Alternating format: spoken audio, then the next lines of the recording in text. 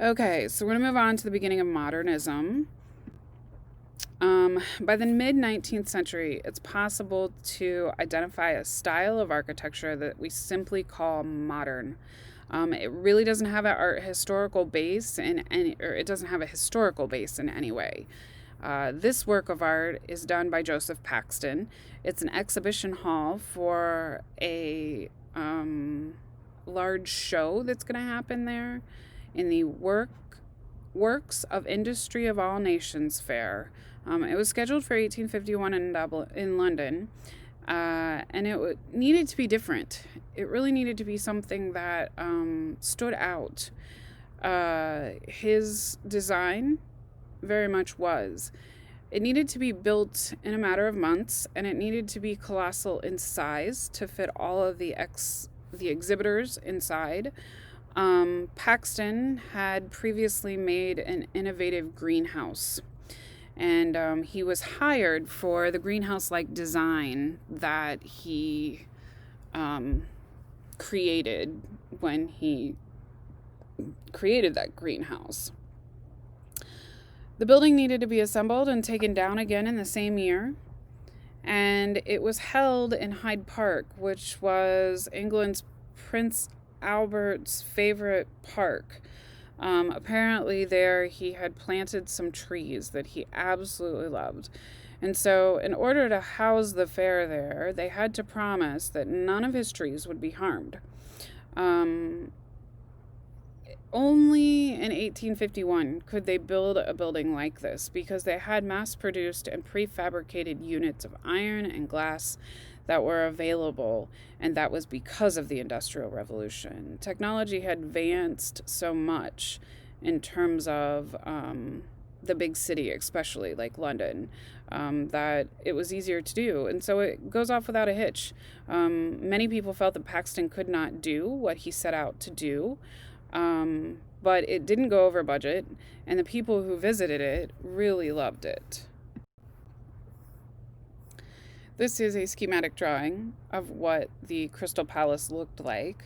What you saw earlier was a schematic drawing as well. Now, I told you it had to be assembled and disassembled. It did. It had to be assembled and then taken down. It was eventually relocated to Sydenham, England. This particular detail is a lithograph that was reproduced illustration of it.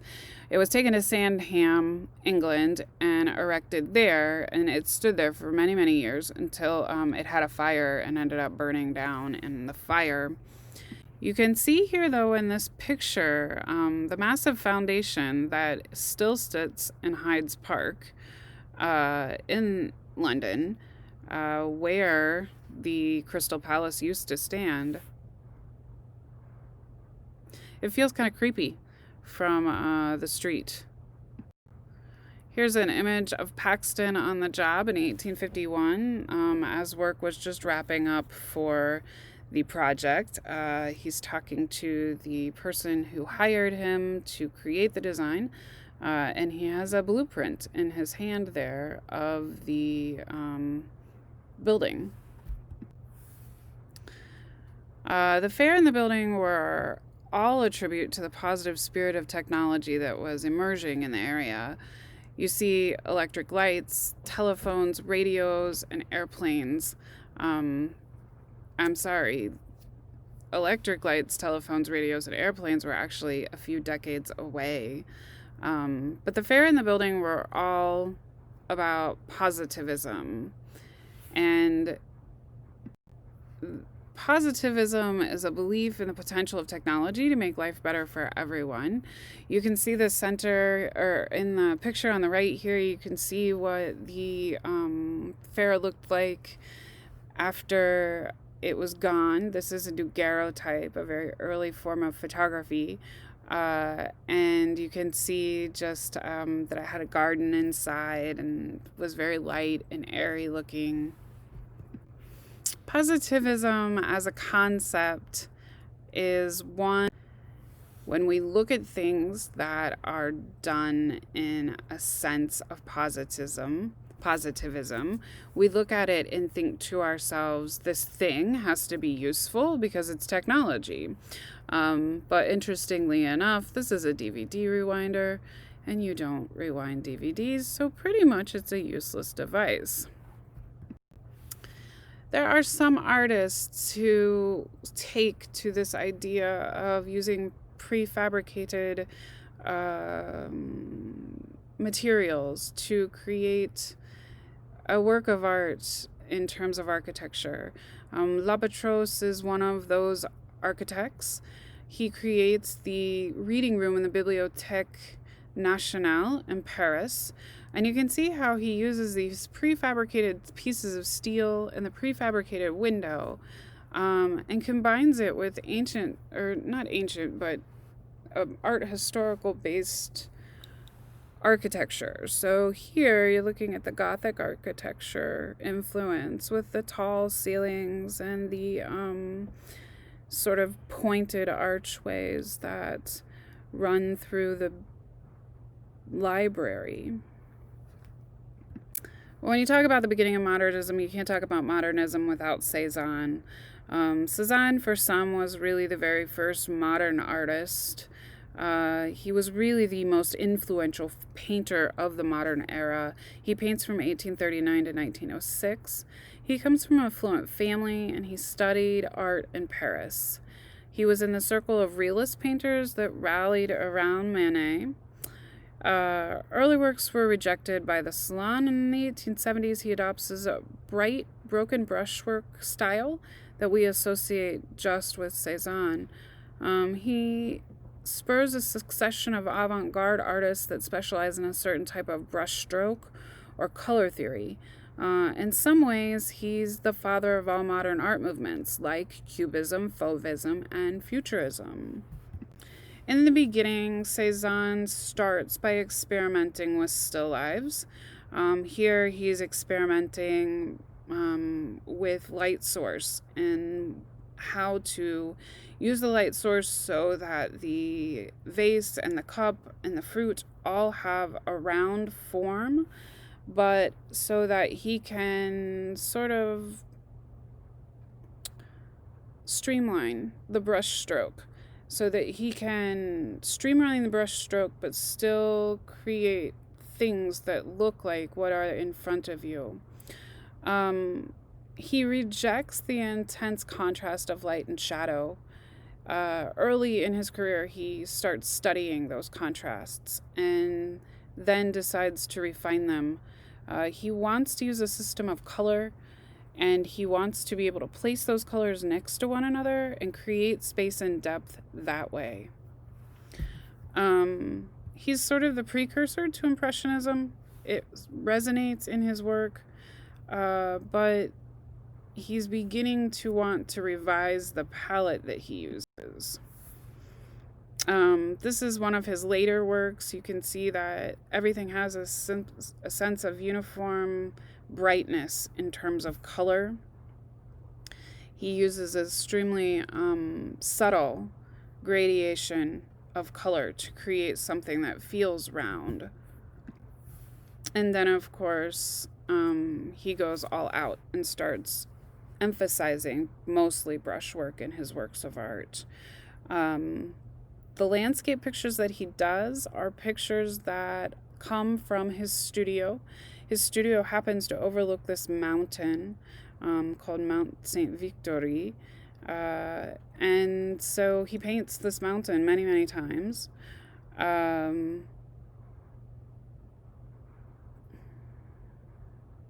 Here he wants to focus on creating depth.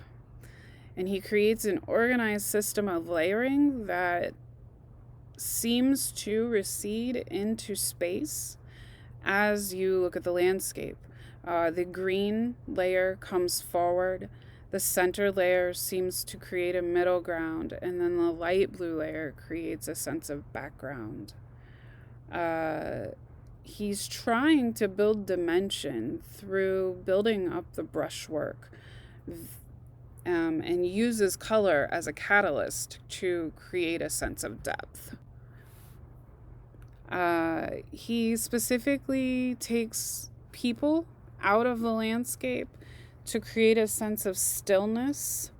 There's not a lot of movement going on in here. This is kind of like the idea of, do you know what it feels like whenever you're outside and it gets really, really windy, and then all of a sudden things stand still, and in about 10 minutes the sky is just going to open up and pour out and storm. This is that moment of stillness.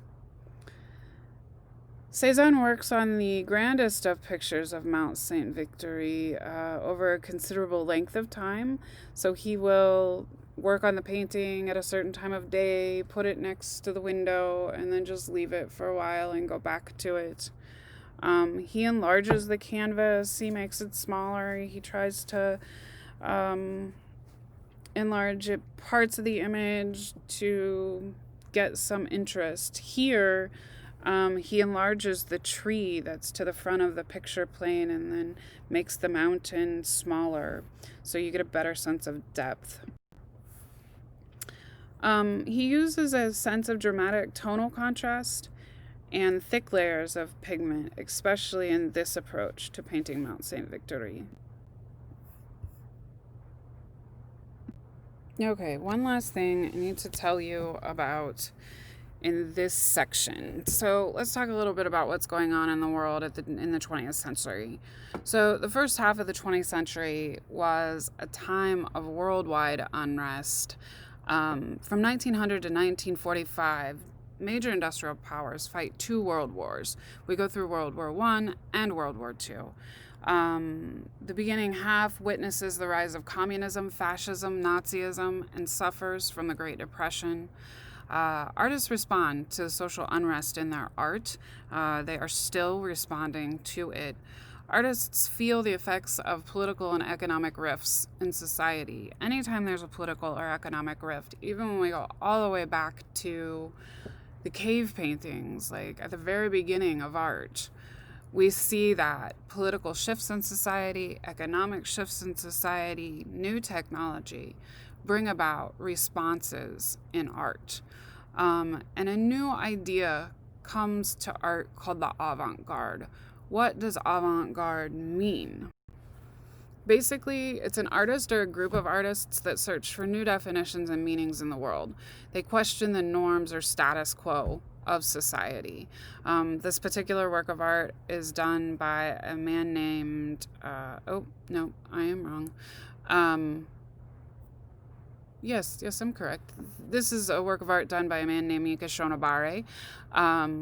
He is questioning capitalism, of all things, in this particular work of art, where the fox, who is usually the hunted, becomes the hunter, and he likens African art to the hunter, which is opposite of what we usually know, because Yinka Shonobare talks about colonization. So there you go, in a nutshell. That's what avant-garde is. It is questioning the norms or status quo of society. And as we get closer and closer towards contemporary art, you will be surprised at how much questioning there is.